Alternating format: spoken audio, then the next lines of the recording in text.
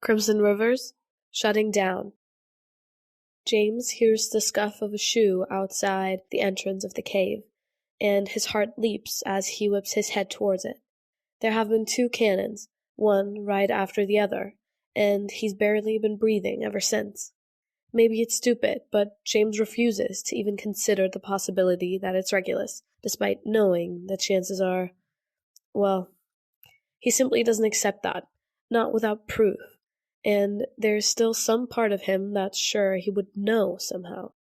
It's not just a silly romantic notion. He genuinely thinks that, on a fundamental level, everything would shift if Regulus wasn't in the world anymore.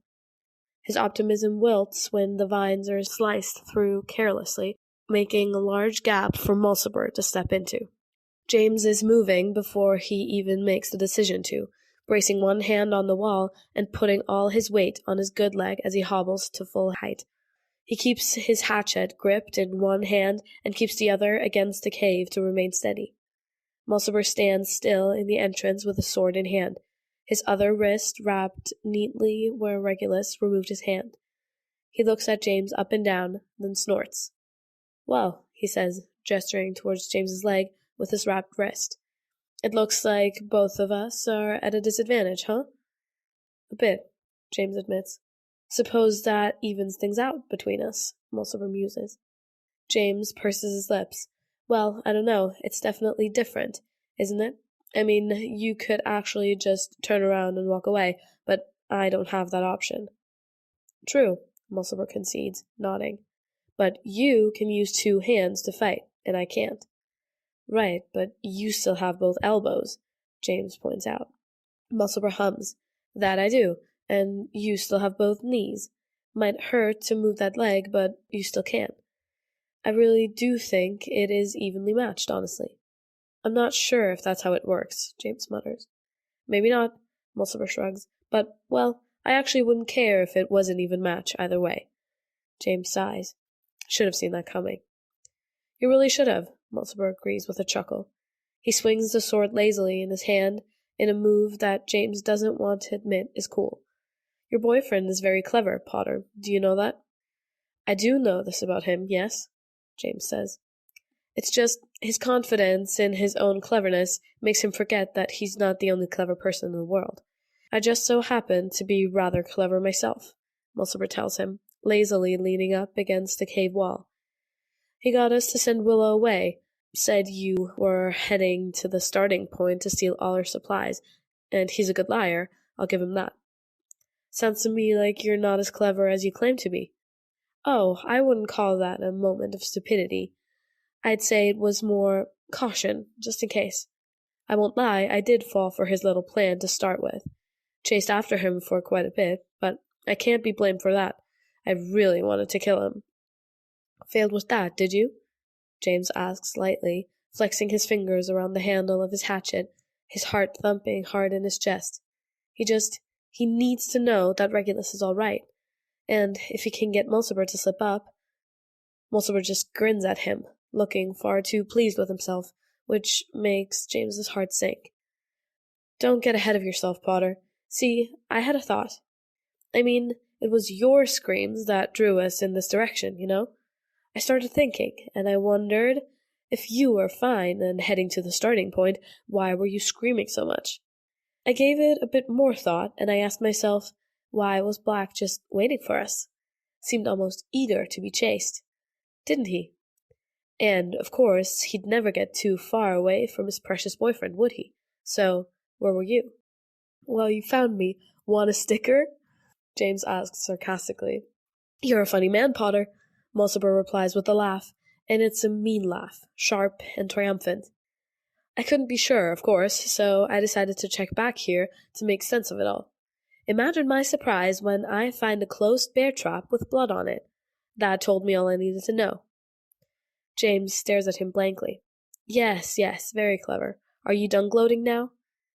"You know, it's a shame you didn't join us when we offered," Mulciber says, shaking his head. "I think we would have worked well together."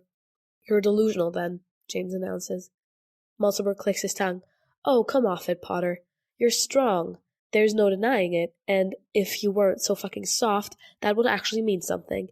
We could have made you into something, you know that? And Black?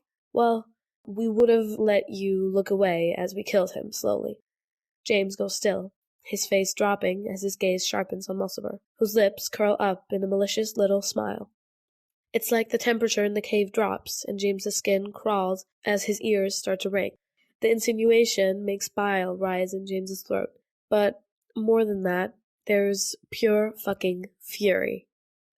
There's barely a breath between Mulciber's last word and James's launching his hatchet right at him with all his might, not even hesitating, as the instinctive need to protect rises up in him. And there's also the need to remove this fucking scum of a human being from the world. Mulciber raises his arm to block it with a look of surprise flitting across his face, and then he's roaring in pain as the hatchet buries itself in his arm that's already missing a hand. He drops his sword to fumble for the handle, gripping it out with a scream. James doesn't give one fuck about his hurt leg at the moment. In his anger and adrenaline, he barely even feels it as he launches himself forward, tackling Mulciber to the ground. They go sailing back through the cave, rolling down the incline until they hit even ground. Mulciber lands on top, and he still has the hatchet, which he promptly raises up with a snarl and immediately brings down. James yelps and dodges to the left, staring wide-eyed at where the hatchet is buried into the ground right where his head just was. Mulciber starts to tug it out, but James punches him in the face, throwing his weight to the side. They roll away from the hatchet, and James slams him down, then proceeds to punch him in the face again, then again, then again, and then once more. His hand aches. Mulciber has blood on his face, but he just bares his bloody teeth into a grin and kicks James right in his injured leg. "Fuck!" James shouts as pain explodes through him, his leg giving out, making it easy for Mulciber to shove him off. Mulciber tries to hold James down with his arm, but the wound where the hatchet landed makes him cry out and fall forward. He's bleeding profusely, and it gets on James's throat, on his face, in his mouth. Mulciber self-corrects and lifts himself up, holding his injured arm close to his chest as he balls his other hand into a fist and hits James hard. James grabs a handful of dirt and leaves, tossing it in Mulciber's face, his eyes primarily, to make him flinch. He hisses and rocks back, which James uses to his advantage to flip him. They scramble over each other with grunts and low snarls of anger and pain, like two animals in a fight to the death. And that's what they are, isn't it? That's what they've been turned into. "I'm going to kill you, Potter," Mulciber spits out, reaching up to dig his fingers into James's cheek where he was sliced earlier, causing it to bleed and sting. Again and again, they roll and hit each other over and over, making each other bleed. It's all going so fast, and James is stripped down to the relentless need to survive, fighting as hard as he can. There is no space for anger, because everything narrows down until all he knows is the heart beating in his chest and the determination to not let it stop. They end up next to the hatchet again, and James stumbles to his feet, yelping at the pain when he puts weight on his bad leg. He limps and stumbles, but manages to snatch the hatchet out of the ground.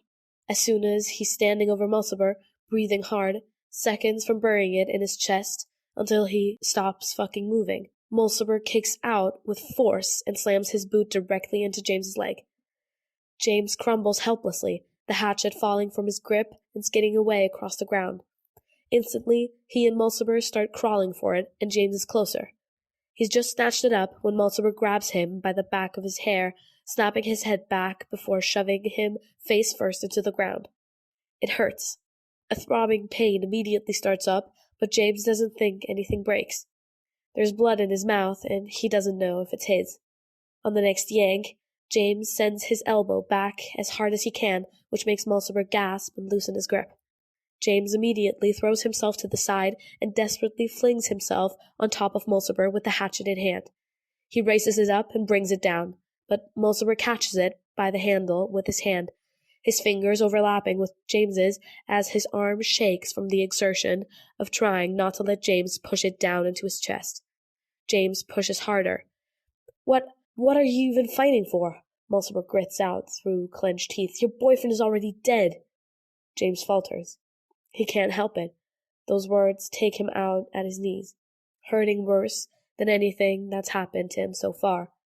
Mulciber laughs and elbows him in the face, ripping the hatchet from his hand and pushing to get on top. "That's right," Mulciber declares triumphantly, his words coming out in sharp bursts as his chest heaves. "You heard those 2 cannons, yeah? One was your boyfriend." "No," James chokes out, hands flinging to stop the hatchet when Mulciber swings it down. The blade of it slices into one palm, but Mulciber keeps pushing. "Yes," Mulciber counters gleefully. "You're lying," James bursts out, "because he refuses. He just won't believe that. He can't believe that. I made sure of it, Potter. He was crying and begging for his brother," Mulciber grits out, throwing his weight forward to push the hatchet down further. The words get to him. Survival is about will, even more than capabilities, and there's some sort of inner strength it takes to keep fighting. The idea of what Mulciber is saying saps that strength right out of him, which translates rather literally. His arms give out a little, and the blade of the hatchet presses into his chest, almost pushing in. James remembers when Pandora said that the Hunger Games are more than just physical. They're mind games, too. He's never felt that more starkly than he does at this moment. Mulciber presses forward, and James gasps as the hatchet pushes into his chest, a low whine escaping from him, the pain that just radiates everywhere. It's nothing compared to the pain at the thought that Regulus might be dead. The thing is, pain reminds you that you're alive, and if it's true, please don't let it be true, then there's still one last thing James has to do before he loses the will to survive altogether. "His brother won't even fucking recognize him after I got through with him," Mulciber hisses. "I made him—" "Ow, fuck!" James shoves his knee up between Mulciber's legs a second time, and this time he pushes with all the strength he has left. Mulciber goes sailing to the side, groaning as he lands on his back, and then James is on him, hitting him. Mulciber doesn't even get a chance. James just keeps hitting him until the hatchet drops to the ground, Mulciber's wet, labored breathing ringing in his ears. James can't really see him in the low light, and he wouldn't be able to in broad daylight, because his vision is blurring with tears. It's anger and pain and so many other things, and somehow nothing at all. James chokes out a harsh breath and fumbles for the hatchet, and this time Mulciber is too beaten to stop him. The hatchet lands in the middle of his chest. Mulciber chokes, his whole body jerking from the impact. As soon as James pulls the hatchet free, Mulciber coughs up blood. James brings it down again. The cannon sounds. Again. Mulciber isn't moving anymore. Again. James chokes on a sob, staring down at the chest in front of him. It's practically ribbons. There's blood everywhere, on everything. The hatchet, his hands, the ground, the body. Blood. So much blood.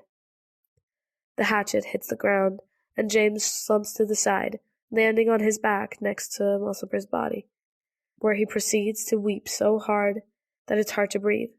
His mind is one long litany of Regulus.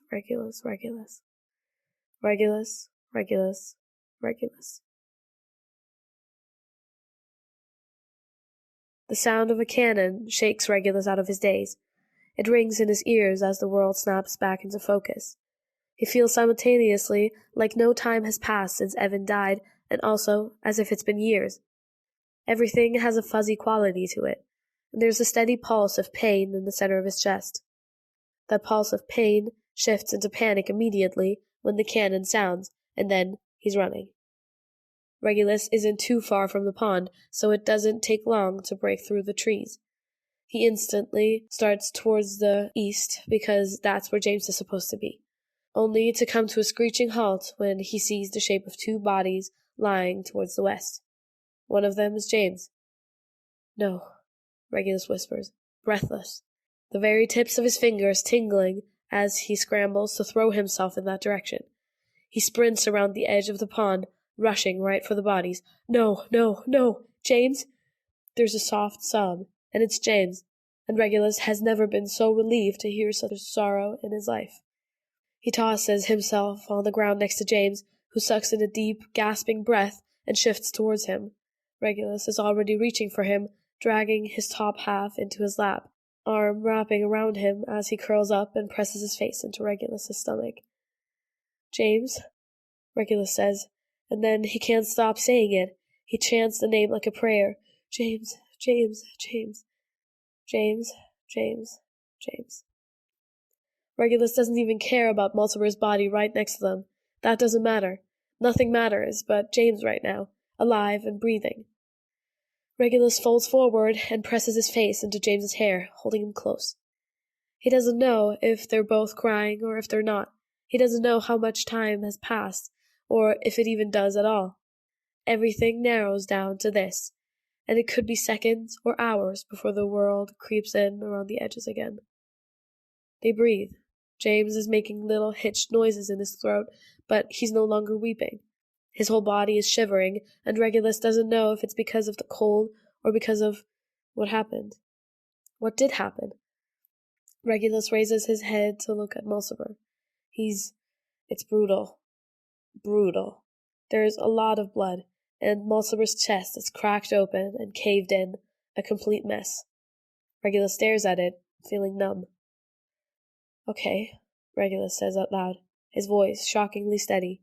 He exhales and focuses back on James. "Okay, let me look at you. Are you hurt, James?" James unravels away from him, slowly easing himself up from Regulus's lap, moving like he's in a lot of pain. He exhales heavily, then sways harshly, his eyes fluttering. His face is swollen and bloody. "Regulus?" James slurs. Hey, look at me," Regulus says sharply, hands lifting up to cup James's face. He immediately sags into his palms and goes limp, crumbling forward. Regulus curses under his breath and catches him, James's head rolling on his shoulder. Regulus pats his cheek, the one that's not bleeding again. "James?" "Nothing." "Fuck," Regulus mumbles, blowing out a deep breath. James is still breathing, so he's just passed out. Right, well, maybe that's for the best. Regulus can get him back into the cave easier that way, at least without causing him too much pain.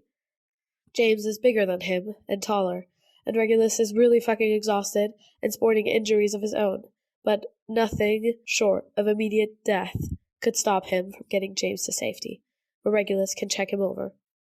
And it's cold now, the sun officially gone, and their temperature sinking at a rapid rate. They're going to need a fire tonight. So, with a grunt, Regulus shifts to gather James up in his arms, then pushes to his feet. He falls right back down, not at all prepared for James's dead weight. "Not dead," Regulus snaps in his own head in a reprimand. Somehow the mere insinuation infuriates him enough that he manages to stand back up from his knees.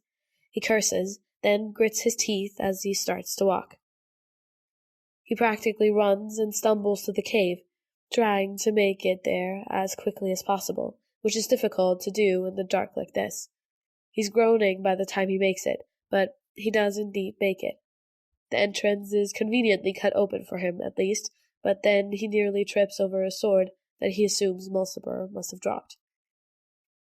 Regulus puts James down as gently as he can, lying him out flat. The first thing he does is fumble for his supplies, finding his matches. He curses again and bolts to his feet to rush outside to get sticks and proper kindling, pausing long enough to grab the hatchet before rushing back. His hands are shaking so bad that it takes him a few moments to start the fire, but the inside of the cave lights up when he does. Regulus immediately starts looking around for the medicine he wholeheartedly knows Sirius sent them, but he can't find it. Frowning, he pushes to his feet and leaves the cave, swinging his head around as he looks. In a tree, the parachute hanging on a branch. Lovely. Regulus scowls, his jaw clenching. The game makers sent those in, and they can put them wherever they want, which means they purposefully kept it out of James's reach, knowing he wouldn't be able to climb to get it. There's already so much anger at the game makers because of Evan, and now this. All of this. Regulus's fingers twitch with the urge to do something very, very fucking awful.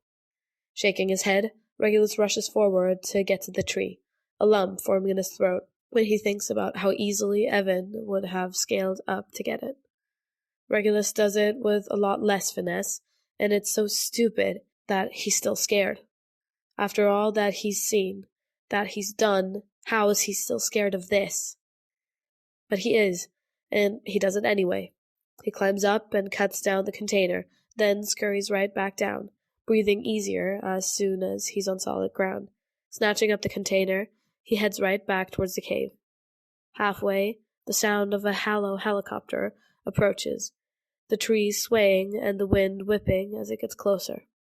Regulus can't stop himself from looking back to watch the coffin-like cage that opens into a claw sink down and scoop Mulciber's body up, lifting him out before flying away again. Regulus watches it go, feeling nothing, and then he continues to the cave. James is still passed out. Exhaling deeply, Regulus moves over and sinks down to settle beside him. First, he opens the container, and he could cry when he sees the 2 wrapped rolls of bread on top. A weak noise escapes him, because he hasn't eaten anything since the dried-up meat and berries that he and James had yesterday. Yesterday feels like a lifetime ago. Hands trembling, Regulus lifts the rolls out like they're made of gold, and he tips his head back to breathe out, "Thank you," hoping that Sirius knows he's talking to him and no one else. Regulus sits the rolls aside, then digs out the smaller canister. He unscrews it, tipping it towards the fire to see it better. It's paste, colorless and odorless, but Regulus doesn't doubt that it's the Hallow's special brew. They have access to medicines that work miracles. It could save many lives in the district, but the Hallow doesn't let them have access to it.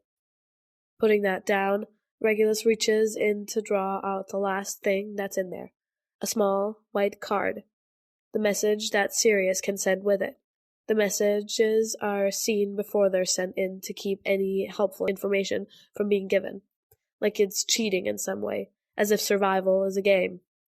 Sirius can't send in instructions or give up locations or any other tips that betray the other tributes. He can, however, send coded messages that Regulus and James would understand or work out because they know him so well. On the card, it just reads, "Baby." That's it. Regulus stares at it, lips pressed into a thin line, mind working in circles. The quotations were put there on purpose, and it doesn't take Regulus long to realize that Sirius is quoting him when he called James baby. Because apparently he did. He doesn't remember doing it, and to be fair, he was a little bit freaking out about James's leg to care too much about what was falling out of his mouth. Why does that even matter? It doesn't make sense. Not at first. Sirius wouldn't waste a message just to tease him.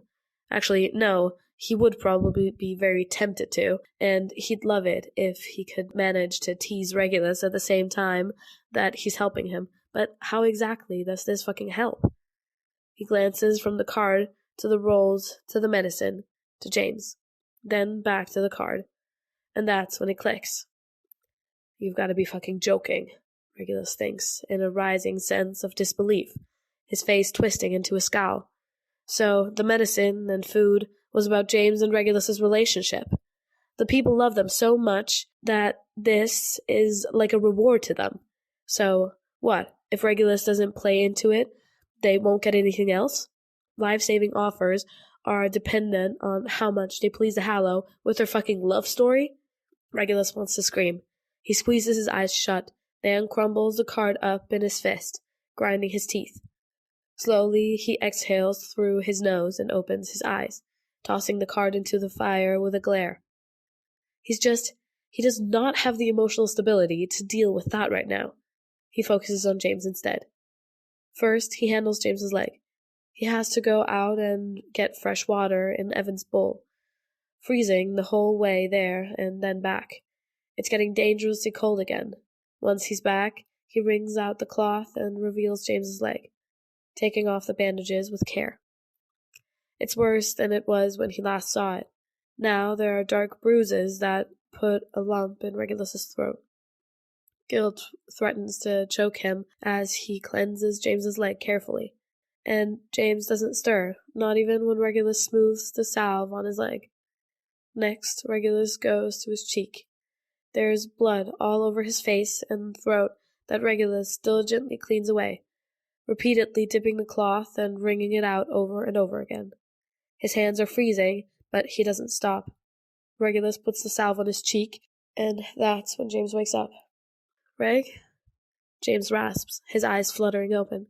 "I'm here," Regulus murmurs, ducking his head and gently pushing James's head back to smear a line of salve along James's throat where Mulciber's sword nicked him earlier. It's just a thin line, but Regulus does it anyway. "Are you hurt anywhere else, James?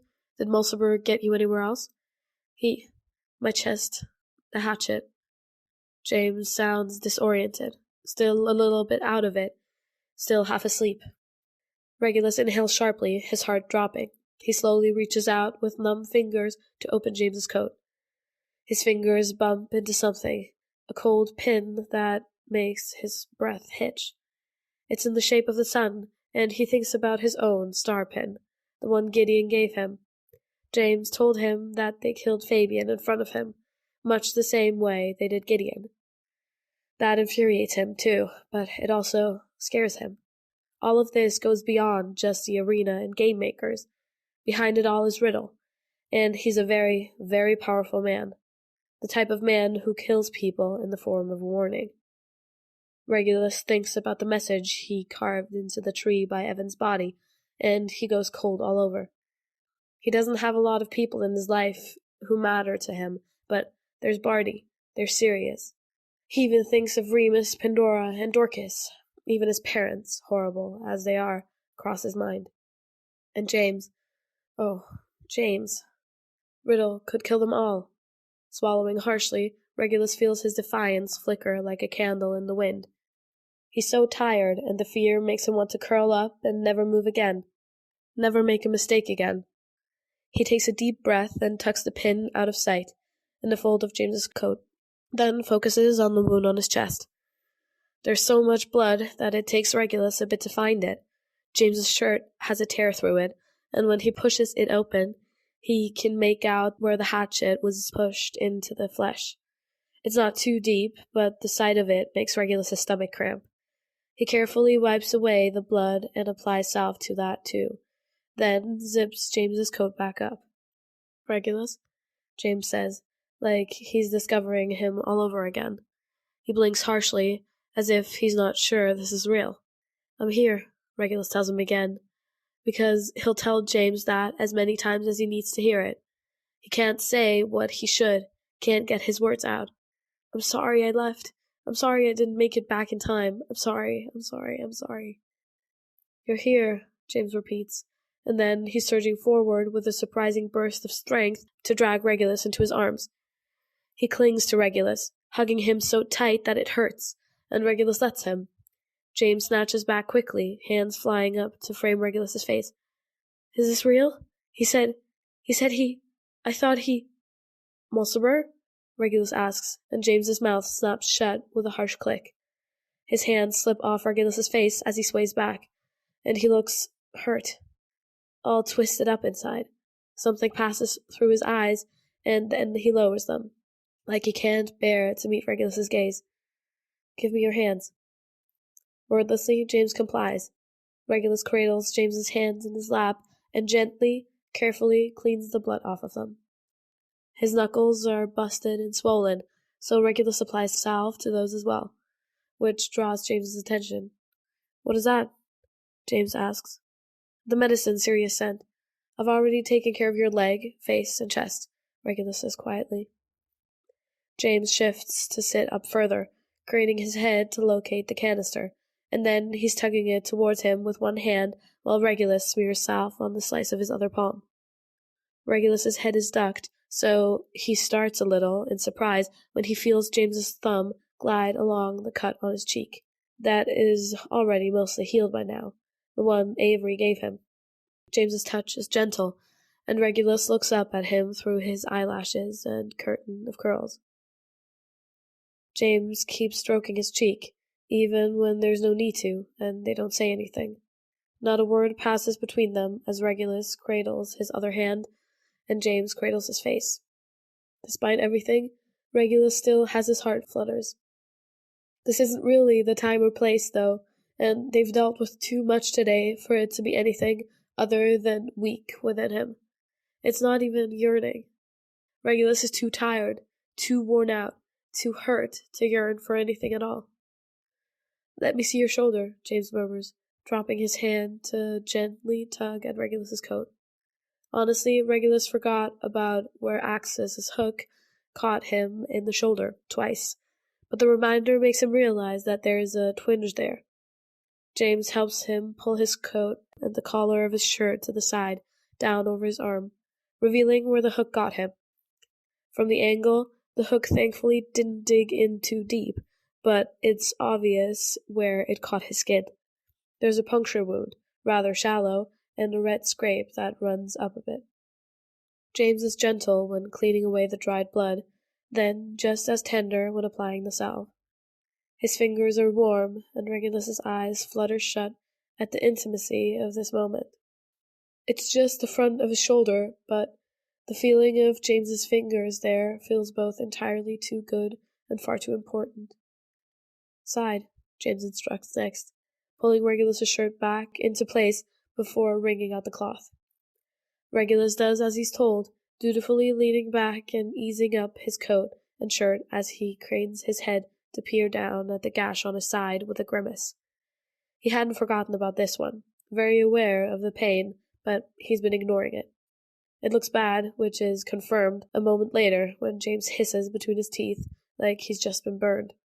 Regulus presses his lips into a thin line, looking at the wound. It's red and swollen, completely inflamed. He wouldn't be surprised if infection already set in, but maybe it hasn't. Maybe, even if it has, the medicine will fix it anyway. James is so very grateful when cleaning away the dried blood. Not grateful, careful. It still hurts enough for Regulus to squeeze his eyes shut tight, reaching one hand up to brace it against James's shoulder, holding on tight and not even meaning to. James murmurs apologies, using his free hand to rub soothing circles into Regulus's arm where it's raised. There's not much salve left. It's not like they sent very much, unwilling to give them too much help, so James honestly has only a bit to work with. He drags his finger along the inside of the canister, gathering every last drop to gently apply it to the puffy wound. Regulus bites his lip and tries his best to swallow a whimper, but the skin is so raw that even breathing on it would feel like poking him with a branding iron. "I'm sorry, love. I know. I'm almost done," James whispers, and he's not lying. A few seconds later, he draws back and nods for Regulus to lower his shirt and coat. "Thank you," Regulus says quietly, settling back down and reaching over to dig around for the water canister in his bag that's still full from earlier. He sits it down and picks up the bread, offering one roll to James, who blinks up in pure shock. Regulus's lips twitch weakly. Sirius says hi. James looks like he could cry. He chokes out a soft laugh and reaches out to take the bread, legitimately bringing it up to his face to inhale deeply, eyes fluttering shut. He presses a kiss to it and looks up to mumble, "Sirius, I fucking love you." The lack of response is deafening. "Drink some water," Regulus murmurs, pushing the canister towards him, then focusing on his own bread. In silence, they drink water and slowly, oh so slowly, eat their bread in tiny pieces, cherishing it next to the crackling fire. Neither of them speak or look at each other. Regulus is still tired, as well as cold, and he doesn't know what to say. He doesn't want to say anything, because the idea of talking just exhausts him more. He doesn't even want to feel right now. Due to the cold, he's numb pretty much all over, and he sort of prefers it. He wants to be numb on the inside too, but he can't figure out how to disconnect. Everything is just too much. Trojan horse, he thinks, almost desperately, inwardly pleading for it now more than ever. It's not working. All he can think about is Evan. When the water and bread is gone, Regulus cleans up, just to give himself something to do. He puts the canister for the salve aside, with a paper that was wrapped around the rolls inside it, then puts the empty water canister in his bag so he could fill it again tomorrow. He drags out the blanket, passing it to James, who takes it without a word, and then he adds a few more sticks to the fire. The silence drags on. Eventually, James breaks it to whisper, "Regulus?" "Yes," Regulus replies quietly. "Is—" James trails off, and Regulus looks over to see him swallowing harshly. There's a sad quality to his big brown eyes, and Regulus knows exactly what he's going to say even before he asks, "Where's Evan?" Regulus stares at him, feeling that awful pulse in his chest, and then he looks away as he says flatly, "Dead." James is silent for a long moment, and then his voice is so soft and remorseful as he replies, "Regulus, I'm so sorry." "Don't," Regulus cuts in sharply as soon as James's hand reaches out to settle on his arm. He pulls away from it, snatches away, and he feels his anger spike again. He wants to yell at James, even though it's not his fault. He wants to rewind time and force Evan to stay behind with James, because then maybe all of the things that went wrong wouldn't have. But he's too late for that now. He wants to rant about how unfair it is, because all of it is unfair. The fact that the one person Regulus has ever chosen or dared to trust by learning to is lost to him. How all of James's fucking allies are perfectly fine in some cave somewhere while doing nothing. The way none of them should even be in this fucking arena in the first place, or even the injustice in having found a friend different from any other in just enough time to lose him. "Regulus," James says, his voice strained. "Stop. Just stop. Just leave me alone," Regulus bursts out, fully turning away as his eyes start to sting, and just like that, just that easily, he disconnects. He shuts down immediately. There it is. Trojan horse. Fucking finally. James retreats and falls silent. Regulus lets him. Remus's heart aches as he watches the banners play out on the screen. It's clearly visible to James and Regulus inside the cave from the angle of the entrance, because they're both watching it. Peter and Irene have exited their cave to see who's gone, leaving Matthias to keep winding thin locks together, where Vanity's main job seems to be not freezing to death. Bernice, Axes, and Hodge all made it back to the original cave, and made it across the iced river where Willa was waiting for them. And they're all watching as well. The last girl on her own, Juniper, has once again burrowed into the ground, and she doesn't come out to see who's dead. It goes in order. First, there's the woman who died the previous night from dehydration and hypothermia after the banners had already played. After that is the man James killed that attacked Regulus. James makes a small sound on the screen, staring up at the sky, his throat bobbing harshly. Regulus looks at him briefly, but he doesn't speak, and he looks away when James drops his gaze in obvious shame. There's Quinn, who Regulus killed. Following that is Evan. When his face appears in the sky, James once again makes an obvious attempt to comfort Regulus, who shakes him off and scoots further away from him, his face blank. He doesn't cry. He doesn't look sad, or angry, or hurt. He's just empty. James retreats again, looking back at the sky. Lastly, there is Mulciber. As soon as James sees his face in the sky, he presses his lips into a thin line and looks away. He doesn't move until the banners stop playing. Peter and Irene go back inside to update the others, and everyone seems relieved that James is still alive. The Death Eaters are upset. Axis starts ranting about their numbers dwindling, sounding genuinely terrified, and Hodge cries. Bernice remains stoic, only her eyes blazing with emotion. It's anger, pure rage. A woman scorned. The camera cuts back to James and Regulus. James is spreading out the blanket, mumbling, "Regulus, you need to get warm. Please just—" "I'll come when I put the fire out for the night," is Regulus's cold response, and his tone allows for no further arguments. James says nothing else, curling up under the blanket and Regulus remains next to the fire, hunched over with his knees pressed to his chest. He's still looking at the sky. James turns his back to him and closes his eyes. It's not long before the arena fades out, and Rita comes on screen, immediately chattering away excitedly. She starts off about how fiercely James fought Mulciber, and then the screen goes black as Sirius lifts the remote, then puts it down. Silence drapes over them, heavily. Remus can't tear his eyes away from the screen just yet. It's been 5 years since he watched the games, and he's only just now realizing how the distance from it has affected him. Despite the fact that he watched them his whole life, the brief pause in between has made him forget how fucking cruel they are. Well, no, he never forgot, but he's not as desensitized to it as he was. Or maybe it's just because he cares so much about James and Regulus, as well as Sirius. Whatever it is, Remus struggles with his discomfort. How anyone could watch that, any of it, and be genuinely entertained is beyond him. It sickens him. This is hard. Really, really fucking hard. Having to watch this is a different form of torment. And they do have to, because it's imperative that they know what Regulus and James are doing. Sirius especially. Remus wishes he could just shield Sirius from it, even if he had to watch alone and give Sirius a watered-down summary of the events, but that's not possible. Sirius is trapped in this just as much as his brother and best friend. Just from the other side.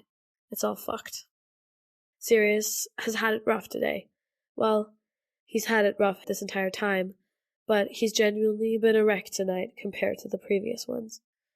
Between James's first kill, he and Regulus being chased, then captured before getting away with Evan's help, then James stepping into a bear trap, followed by Regulus and Evan leading the Death Eaters away, which led to Evan dying, and then James's fight with Mulciber.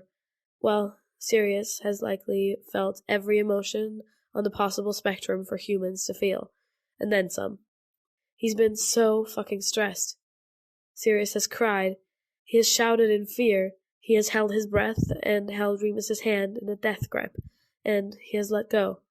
He has fallen silent, stood up to pace, sank down to the floor while rocking back and forth with his hands in his hair. He has crawled back into his seat and gone very, very still. That's what he's doing now. When Remus looks over at him, Sirius is just sitting there. With one look, Remus knows he's gone.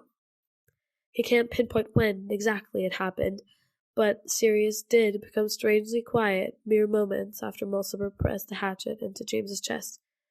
He got back into his seat without a word, and now he's here, but he isn't here. Remus swallows. Sirius?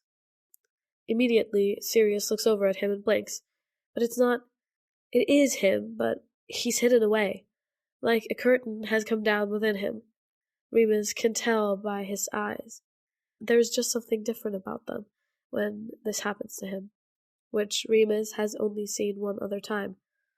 All right, Remus says softly. I'm going to get you a glass of water. Stay here for me, yeah? All right, Sirius replies quietly. Sighing, Remus stands up to go into the kitchen, making Sirius a glass of water like he said he would. When he comes back, Sirius hasn't moved, and he takes the glass as soon as Remus offers it to him. He drinks it slowly, staring at the screen. Remus doesn't say anything. He's just sitting next to Sirius and waiting. He doesn't really know what to do when this happens. The last time, Sirius had been in the middle of sobbing his eyes out, so Remus had just held him instinctively. Now, Sirius is, for all intents and purposes, rather calm. When Sirius drinks his water halfway down, he sits the glass on the table in front of them, then leans back. Glancing over at Remus, he murmurs, "Can I lean on you?" "Yes," Remus answers immediately, because there is no version of Sirius, or any state Sirius could be in, where Remus would deny him this. Sirius shifts over to lean into Remus's side, lying his head over on his shoulder. Remus wraps his arm around him, but he doesn't do anything else. He won't until Sirius gets back to himself. Sirius breathes, and Remus breathes with him. It takes a while, but Remus knows as soon as the change occurs. Sirius stiffens, and his breathing immediately goes erratic. He surges up with wide eyes, all the color draining from his face as he whips toward Remus. James, Sirius chokes out. He's alive, Remus says quickly, hands darting out to cup Sirius's trembling fingers between both palms. Sirius, he's alive.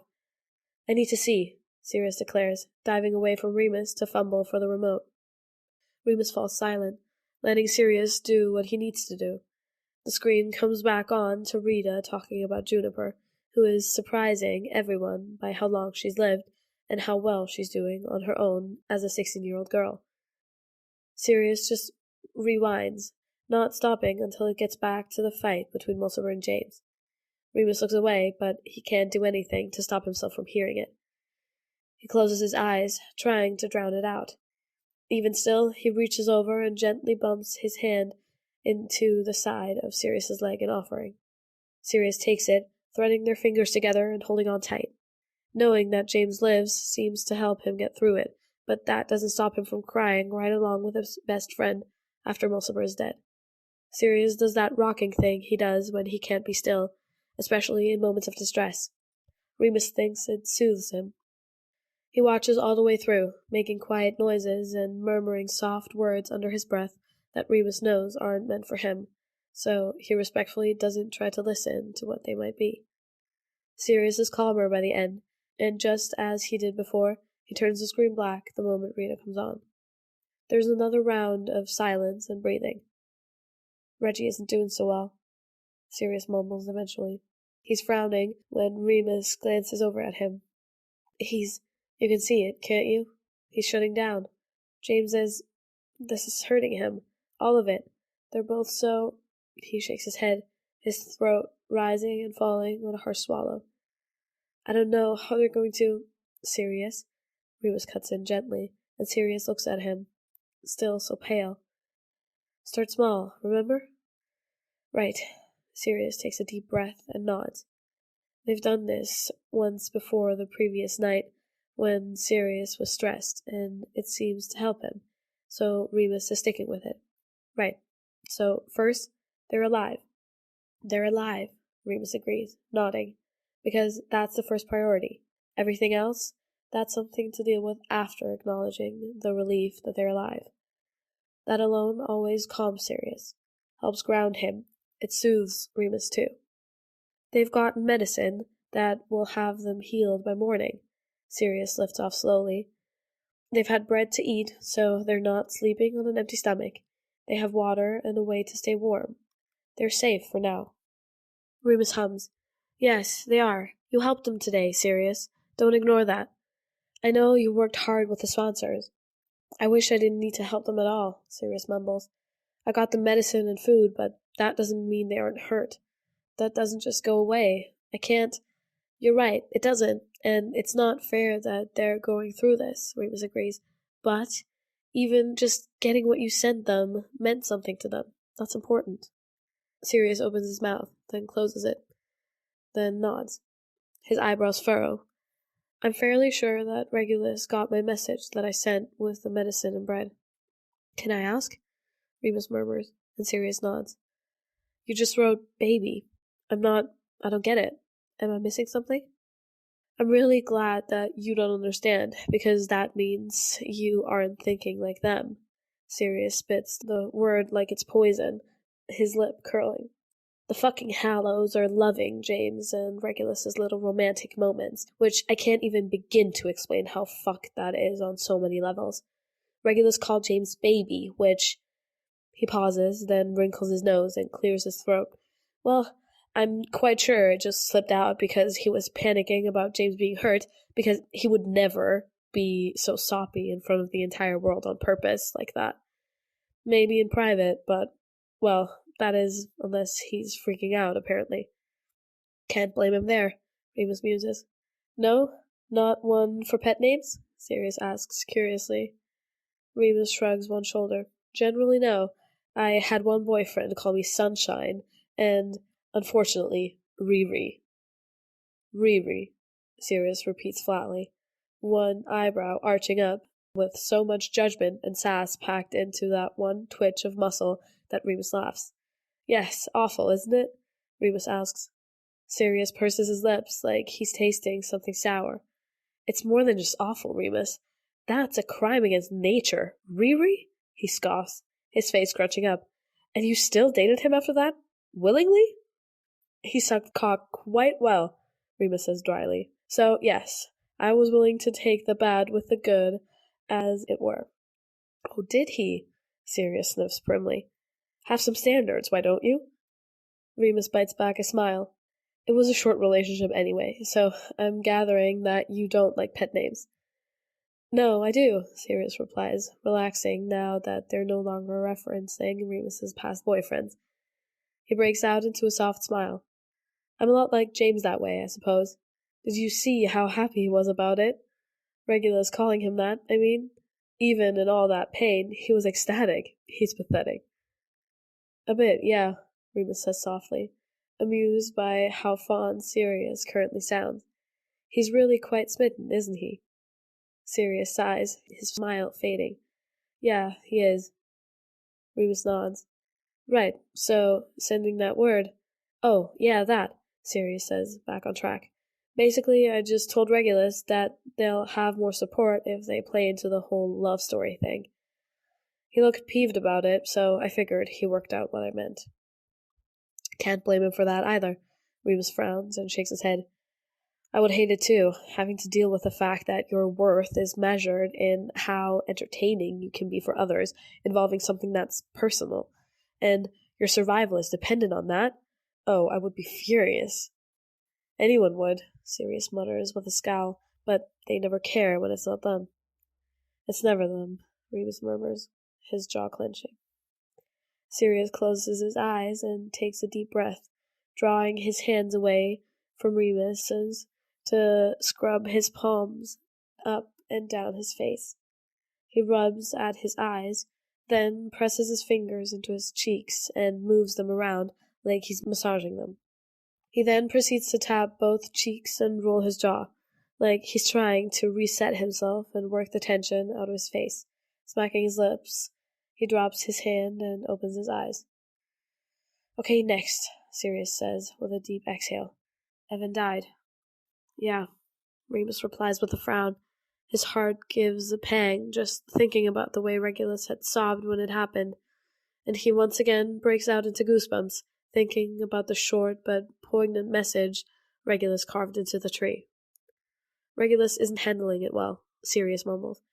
He's going to continue not to handle it well, and I can't fucking blame him. It's grief. Normal, human. He should be allowed that, at the very least, but there's no space for it in the arena. If he just shuts down, Remus, I'm worried it'll get him killed.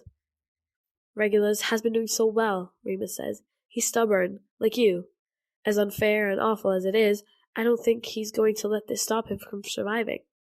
He has to be hurting. He's going to be so serious.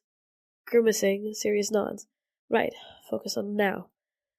Worry about the later when it's there. One day at a time.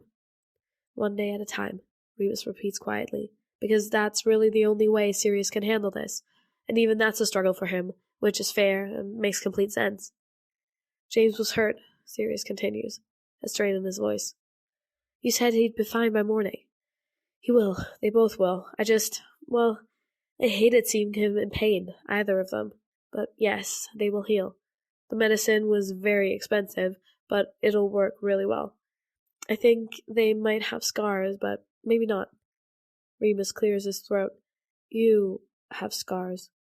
A lot, Sirius confirms, without batting an eye. So do I, Remus murmurs. Sirius blinks at him, then says, I'll show you yours if you show me mine. He frowns. Wait. Remus bursts out laughing, unable to help it, and Sirius breaks out into a sheepish grin as his cheeks start to glow. Oh, but Remus adores this man. He's silly, yet so smart. Bashful, yet so brash. Kind and kaleidoscopic. Magical and mercurial. Sirius is a mess. Like a container that things of all colors and shapes and sizes were overturned into. Impossible to sort through it all. And it's so lovely. He's just so lovely. Well, fumbled that quite nicely, didn't I? Sirius says with a snort. He reaches out and swats Remus gently on the leg with the back of his hand. Stop laughing, you prick! You know what I was trying to say. Something about showing me my scars? Remus teases. Oh, never mind, forget it. Sirius rolls his eyes, lips twitching as he shakes his head. Anyway, moving on. Remus sobers instantly. Right, next, then. James killed Mulciber, Sirius says, no longer even close to smiling. And it's like shadows are passing through his eyes. He had no choice, Remus points out. Sirius nods. I know that. He knows that, but that never makes it any easier, Remus. It's just fucking awful.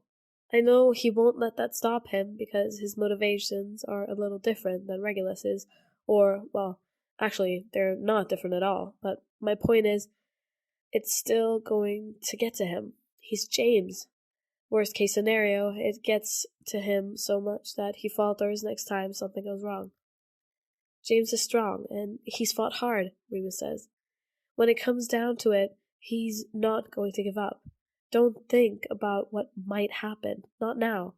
Just focus on what you already know, and what you need to do for them. Right, well, I have to, Sirius grimaces. Tomorrow, I'm going to have a smooth over with Regulus's little note that he left after Evan died. It's too defiant. They're not going to like it, and they might hurt him for it. Remus forces himself not to ball his hands into fists. All right, and how do you plan to help? Play up his grief and say that he meant the Hallow was hollow, like he was when losing Evan, like he wasn't alone in the feeling that way. Like they brought him comfort, Sirius replies immediately, because, of course, he has a plan already. He's so fucking smart and completely unafraid to use his brilliance to James and Regulus's advantage. Okay, Remus nods. So James and Regulus are safe. They were hurt, but they've had medicine and food. They'll be warm through the night. You helped them today, and you're going to help them tomorrow. Everything else, all the worry for what hasn't happened yet, that will just have to wait.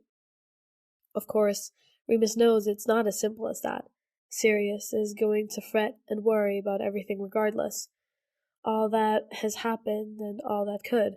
But breaking things down like this seems to be the only thing that helps, as much as he can be helped in this situation. Sirius has been letting Remus take care of him through this, at least in part. He lets Remus calm him so he can be focused, and he lets Remus comfort him when he returns to watch the games with him. But that's it. After the screen goes off and they've talked, Sirius keeps his distance. He'll occasionally make flirty comments, but that's as far as he'll go when it comes to their whatever it is. They haven't embraced since the morning before the second day of the games, and frankly, Remus doesn't mind. He knows this is really hard on Sirius. There's too much going on for him to really care about romance, of all things. Remus just worries he's not letting himself be comforted enough, not letting himself have the things he wants in a form of punishment, or guilt, or both. Remus doesn't push it. He never pushes it, and he never will. It's a privilege just being with Sirius at all. In a way, Remus is sort of grateful for the distance they don't cross, because he's painfully aware of the life they'll never get to have together. It would have been such a lovely life, too. Earlier, Sirius says abruptly, you knew I was having issues. What did we? Nothing, Remus assures him. We just sat together. I made you a glass of water, and you asked if you could lean on me. Then did that when I said yes. Sirius nods, immediately trusting him, and there is no doubt in his expression at all. Thank you.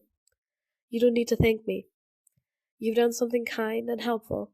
It's only polite to share my gratitude. Who taught you such manners? Remus asks, raising his eyebrows at Sirius. Not your parents, surely. Oh, definitely not, Sirius chuckles. They cared about manners involving how we presented ourselves, not manners involving being a decent person. No, that honor goes to Effie and Monty, James's parents. Remus smiles slightly at the admiration in Sirius's voice. He clearly holds James's parents in high regard.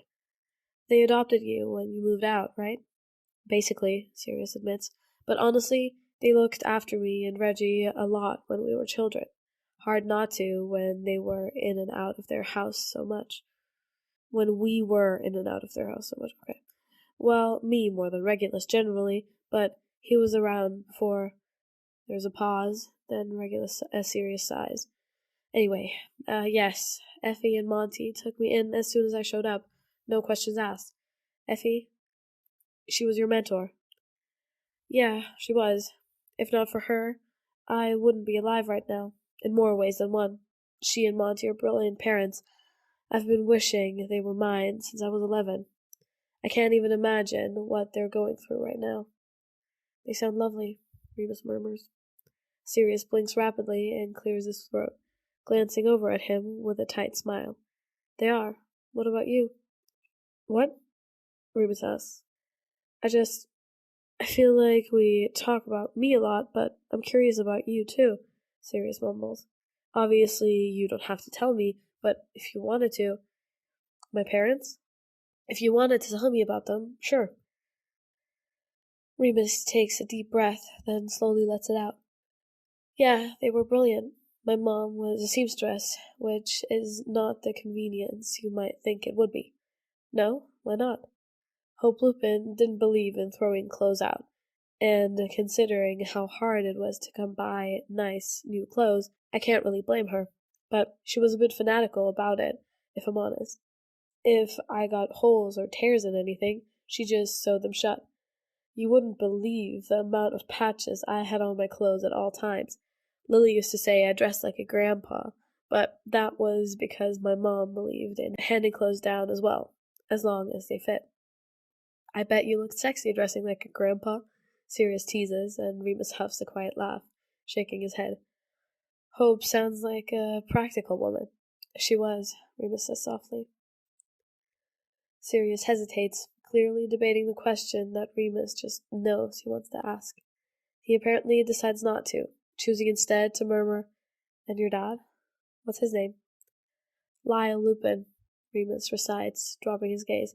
He was... You don't have to tell me, Sirius offers, when Remus falters. Remus shakes his head. No, it's fine. He was, an oar for a district. Signed up when he was 18, just to feed his family. You know, they have to be in service for 20 years without being married or having kids. So he was in love with my mom, but he felt like he had to take care of his family, or they'd starve. So he became an oar and told my mom to live her life without him, because he couldn't really give her much of one as an oar. Sirius says nothing. He just watches with keen eyes, visibly giving Remus all his focus. But my mother was a very stubborn woman, Remus continues, lips curling up sadly. She waited for 20 years. At this, Sirius's eyes go wide. Breathlessly, he asks, She did? Indeed she did, Remus says, nodding.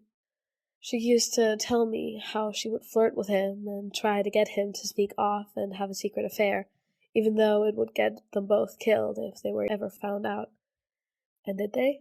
Sirius presses, a gleam in his eyes that betrays satisfaction and humor at the thought. Remus sighs. My dad held strong, didn't so much as touch her for 20 years.